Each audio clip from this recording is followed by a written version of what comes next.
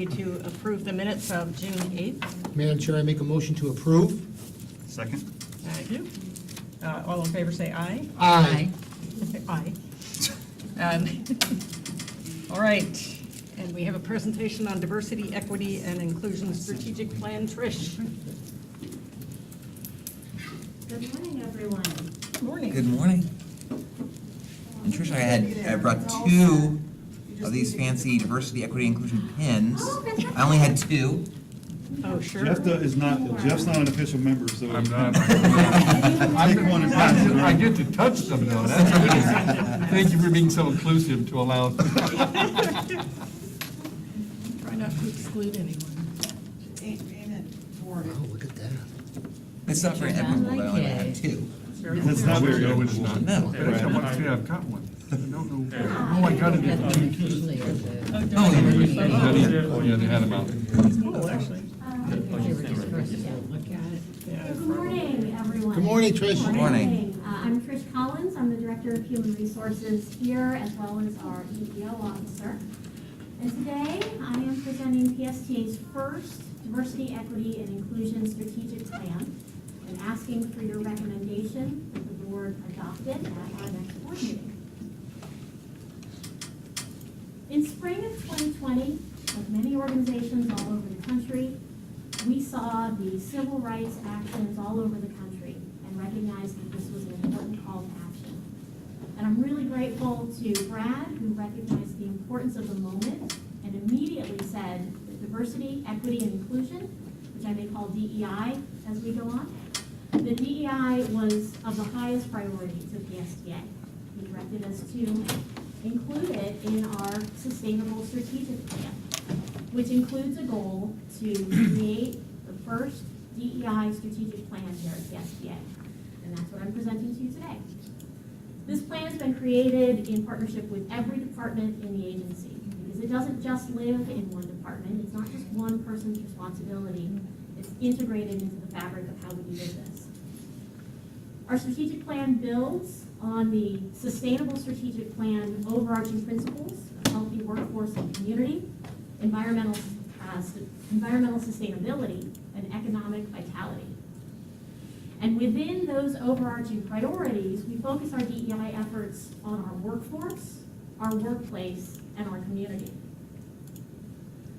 Our workforce goals in the DEI strategic plan center on increasing the outreach to diverse applicants, identifying and removing barriers in our recruiting and hiring process, and also measuring and evaluating the success of these measures by reporting on our demographics and workforce metrics. I can tell you that this year we've greatly expanded our advertising and our proactive outreach to diverse applicants more than any other time in PSTA history. We're also committed to deepening our relationships with community partners to help further that effort. And we've redesigned our PSTA website with the belief that representation matters. So now job seekers not only see what jobs we have open, but they also see our workforce, our community, the diversity of our people, because we want them to see themselves in us and know that they belong here.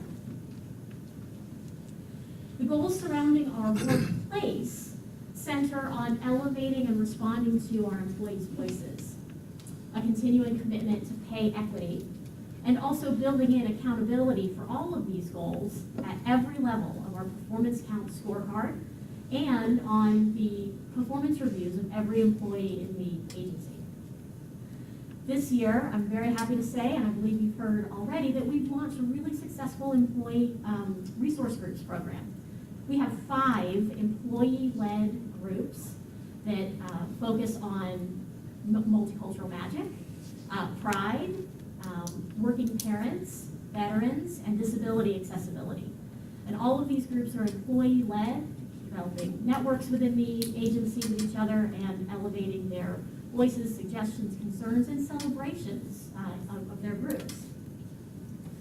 We're also preparing in the next couple of weeks to launch our 3rd employee engagement survey, so we can hear directly from all employees how we're doing.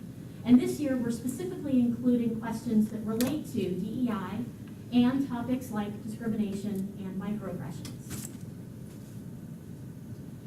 And then as a leader in our community, PSTA is a visible and very proud celebrator of all of the diverse heritages in our community.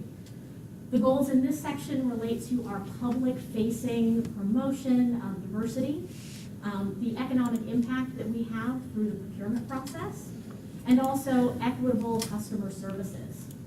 So this year, as you know, as every year, we proudly celebrate the diversity of our community by participating in things like the Dr. Martin Luther King Jr. Parade, the Pride Parade. We celebrate Black History Month, Juneteenth, Hispanic Heritage Month, really making public that that's what we're all about and promoting that in our community.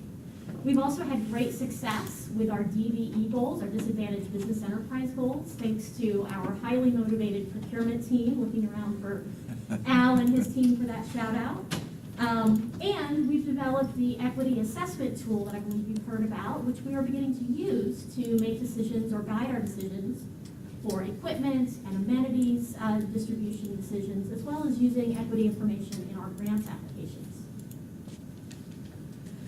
So the full set of goals in all three of these areas is contained in the DEI strategic plan, which is attached to your packets, as well as the reporting tools that we use to measure the impact and effectiveness of our efforts. That includes comparing our workforce demographics to the population of Pinellas County, as well as reporting on our employment activities, so we can measure things like the diversity of our job applicants, the aggregate progression through our hiring process, and key indicators like promotions and turnover. So today, I am asking for your approval and recommendation to the board to adopt this plan and continue to use it as a framework for our efforts moving forward. I would love to take any questions. Great job. So will we be seeing reports back on this on some sort of schedule? Absolutely. So we will be measuring and reporting the workforce demographics and employment activity internally quarterly, and we'll be presenting this information to the board annually. Great. Thank you. Any other questions?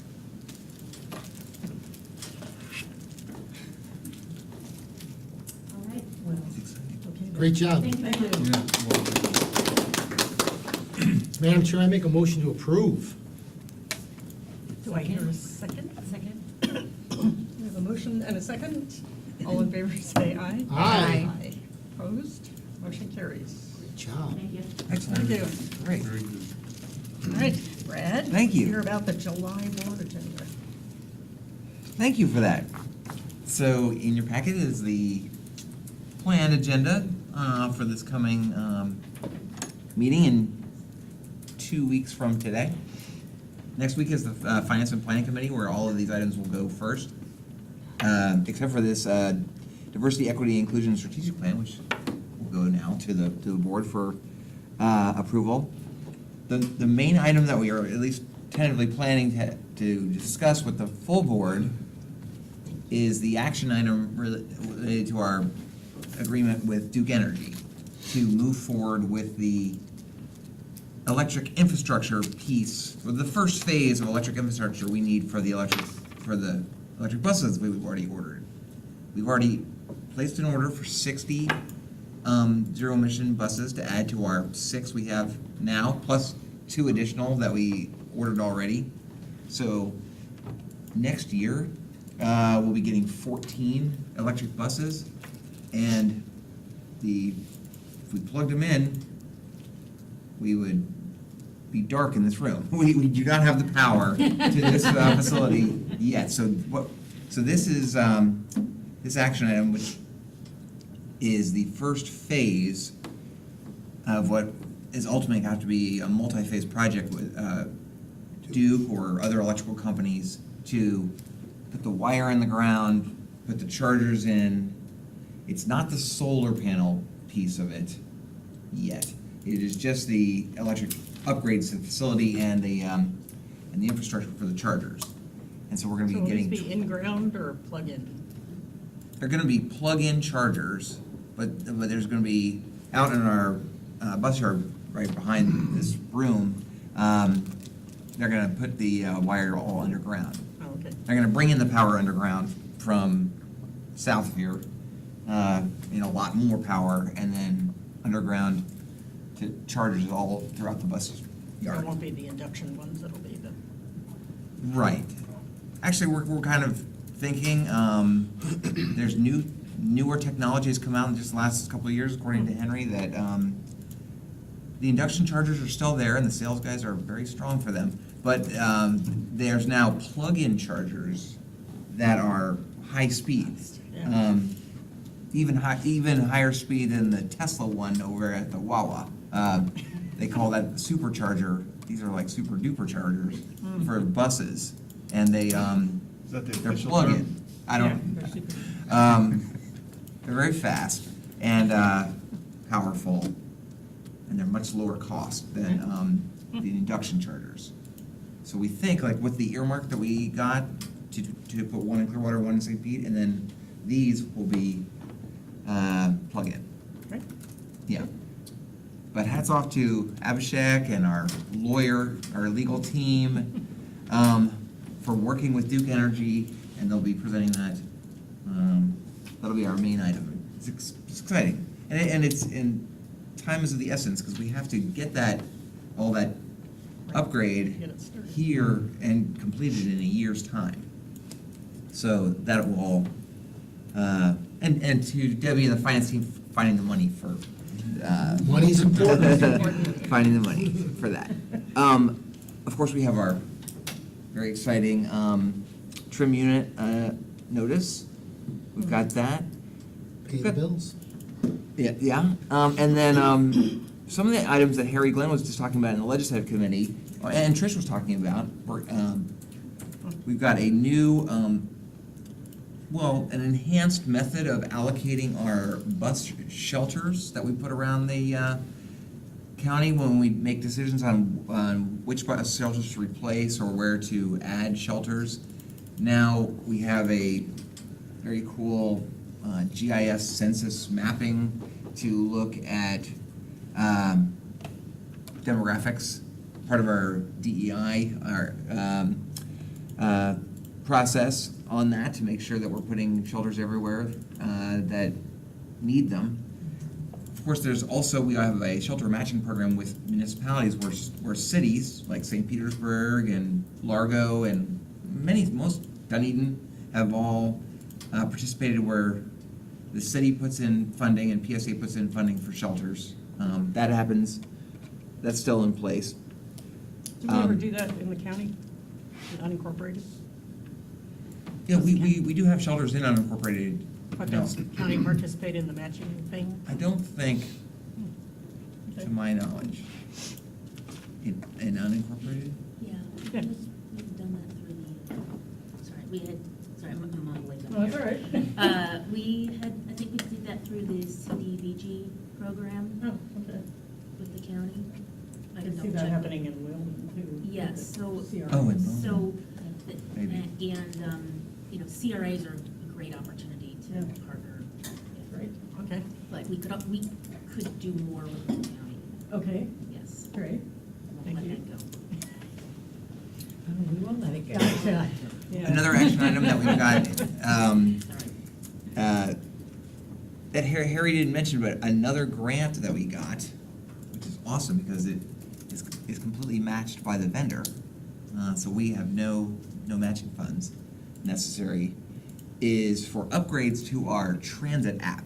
And I think, Chair Gerard, you mentioned that you had heard of this upgrade to the transit app already that's available called Transit Royale, that they're trying to sell. Right. The company is trying to get people to pay for an upgraded app called Transit Royale. And then in mid-sized cities, they would like the transit authority to pay the monthly fee on behalf of all the riders for them. So the good thing is, we got this grant for $100 and something thousand that will make upgrades to the app, and then it will be a credit toward our first 3 years of paying the Transit Royale fee. So it's kind of a 2-for-1. The grant is going to make upgrades to improve our first mile, last mile program that we call Direct Connect, where you can take the bus to various bus stops around Pinellas County and then catch an Uber or Lyft or taxi to your final destination, if your destination is too far to walk from the route. Right now, it's kind of a cumbersome process where you have to plan your PSA trip and then completely separately go into the Uber or Lyft app, and it's not really integrated at all, and this will integrate it. This will be right in the transit app. It'll show you the Uber or Lyft route, and then you can press the button and book your ride. So it'll be much improved. Those are the main things on the agenda. Oh, and Debbie's going to give you a very scintillating discussion of our COVID relief dollars and a little change in plan to how we plan to draw down the last remaining bit of our COVID relief dollars too. I'll leave the exciting thunder for Debbie's presentation on that. Fantastic. And then, one thing would like to make the executive committee aware of is we keep making improvements to our PSA access program. It's getting better and better all the time. I know Commissioner Cox is very concerned about it, of course, because he used to work there, and this is his field. And I know I just had my one-on-one with him, and he was very focused on this still. So I think we'll have that report this month too. But we're making good progress there. Yeah.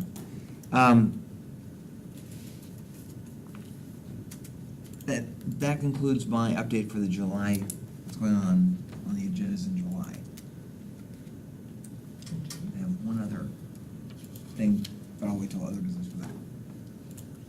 Any questions? All located? I guess we're adjourned then. Well, no, Oh, wait. on other business, Other business, okay. I'm sorry, I have to leave, guys. okay. I apologize. We're having the BMX opening on Friday, Oh, and neat. ABC Action News and Bay News 9 is there. I apologize, team. No. Look good. Look good on TV. Yep, If you're not riding a bike today, I'm not riding a bike are you today, riding a BMX? but I'll be on TV tonight. On the Right. BMX, Riding a you bike? see this, yeah. Are you gonna be with the helmet on? I don't think we're riding bikes. Yeah. A couple council members don't want to ride bikes. Well, show them how it's done, Put the Dan. helmet on and just sort of, Yeah. Yeah, you you know, should. fake it. That would be a cool option. If you don't do that, I'm not voting for you next All year. right, guys. All right, bye-bye. Aye. I, See ya. I would like to, I think the finance committee members that are on the executive committee know Diane Randall, but I'd like to bring up our longtime Director of Risk Management, Diane Randall. You all received an email from a citizen, and Commissioner Flowers, unfortunately she's not here, she asked that we bring this up at the executive committee of this gentleman who was in an accident that he caused with a bus that he caused. And then he, I guess, decided not, or canceled his insurance. He owes PSTA close to $11,000, and he decided not to pay his insurance, so he doesn't have insurance. And so he sent an email to all of you asking if he could not have to pay that because he lost his driver's license. Right. Okay. Well, basically, Florida requires that everyone who owns a vehicle have insurance, and there are consequences for not having that insurance. One of them being if you are involved in an accident, your license is suspended, and you are responsible for paying all damages regarding to that accident before your license can be reinstated. So that's what's happened with this gentleman. He was involved in this accident. He was at fault. The bus was stopped. He rear-ended the bus, and he chose after the accident, because his car was not drivable, to not pay his insurance premium. So it was canceled. It seems to me that perhaps it was right at a renewal time, because just the way he words things, and that normally, if it's in force at the time of the accident, then it would be covered. But it was actually canceled retroactively to a prior date, which means it was probably a renewal he didn't pay his renewal premium on. So, you know, I thought about, should we offer a payment plan? I talked to Debbie. We're not a lender, so my suggestion to him would be, you know, go get a loan, pay us, we'll sign off, and you can go do whatever you need to do, paying your loan off to whoever you borrow from. But because this is set up and it's the law, I just don't think it's a good idea even to consider waiving anything with it. And I don't think it's appropriate to bring to the board on this because it is the law. But that's my opinion on it, so. So I don't know how you all feel about it, but that's basically the way I wanna handle it. Well, Go ahead. my 2 cents, I think if we do some kind of a waiver or a special consideration, I worry about the precedent that we set Yeah, for by sure. doing that. And that's my concern as well, because I think we'll be inundated with requests like this if we. We Yeah. don't have too many of these, but we do see them at least once or twice a year. And people come in, they pay us what they owe us, we sign off on the form. The form is not even generated from us, it's generated from the state and sent to the individual. Hmm. They have to go have all the parties sign off and then send it to be reinstated. So we're simply following the law. Mhm. And then when I talked a little bit to Commissioner Flowers, she just wanted to discuss it. I think Right. she would be supportive Right. of this also. Well, so I think maybe we don't have to actively pursue it, but just let him know anytime he's ready to pay. Exactly. That Oh, we're ready yeah, to sign exactly. off on him getting Yeah. his insurance again. I mean, yeah, it's really not our issue. I told Diana we would be happy to give him like a flamingo card for if he has transportation needs. Well, Yeah. he might need one. We got your reliable transportation right here. Right, right. What is he, how much On does that, he it's owe? just amazing. 11,000. The damage estimate to the bus was $10,882.05. Mm, So just under $11,000. Yeah. He hit it in the back where all the engine Yeah. components are, so. Just for, I guess, my own edit, has anything like this ever happened not that we don't have accidents, but has anybody come to us and asked for this, quote unquote, is asking for a pardon? You know, a lot of times they'll call us and say, I got this, do I have to pay you? And we say yes, and they pay us. And Yeah. we've never had anyone that I'm aware of send something like this to all the board. Okay. So, I was just wondering, I mean, I'm so assuming that then we've never, the board has never, no. The board's never even been Never had aware of that. Okay. what goes on because it's, you know, it's where they call us. Sure. We deal with them and then everything's resolved and we sign the form and everybody goes on their merry way. Okay, and I agree, I think by doing that, we would be setting a precedent. I do though, and I know it was kind of said in jest, but it's probably not a bad idea to let them know that there are transportation options available. Right. I mean, obviously, this person is in a situation where, you know, that's a lot of money. I mean, $11,000 is a lot of money for a lot of people, so, you know, it probably is not a bad idea to reach I like out the to idea of giving them. them a police Let them know card. that, He yeah. does now, I believe, yeah. Okay. Originally, when the accident happened, his address was Miami. Yeah, he's in Tarpon now, it says, according to his He's email. here now. Okay. If Commissioner Flowers has any questions about it, yeah, happy to talk to him. Okay. Thank you. Thank you. Thank you. Good. And then in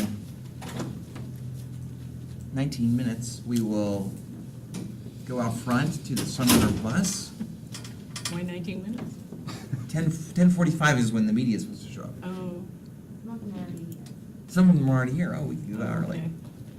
Right. I So wanna are they thank- doing a tour of the interior of the bus, or Sure. what's it? So the purpose of this little Whatever. event that we're having with the media is that we are going to announce the opening day of Sunrunner. The Sunrunner opening day, which has been, a lot of efforts by Abhishek and the whole team, his team, working with the contractor to, and our whole operations staff and staff to get ready for this. But it's important to sort of lock in the date well in advance, because we want it to be very special. As we talked at the legislative committee, we want to invite a high-up person in Washington DC to come down for the event, to get this notice out. Okay. Yeah. Cool. Yeah, Excellent. be good. We have been having some supply chain issues that Abhishek can go into great detail because he's all on top of it. But I think we're managing that pretty well. Yeah. So we're not going, we've set a date that we know we can meet. Exactly, that's our goal. Especially if Mayor Pete's going to be here. We're inviting Secretary Pete Buttigieg, and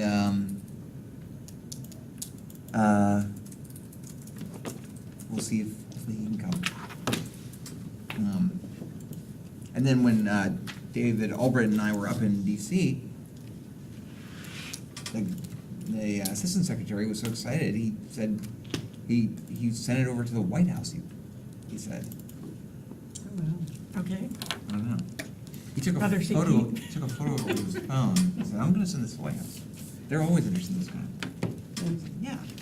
All right. All right then. I guess we're adjourned, are we this time? Yep. For real this time. For reals? For real. Okay. Since I moved inside, you can't take a picture. Let's do. Does Dunedin or Largo have any kind of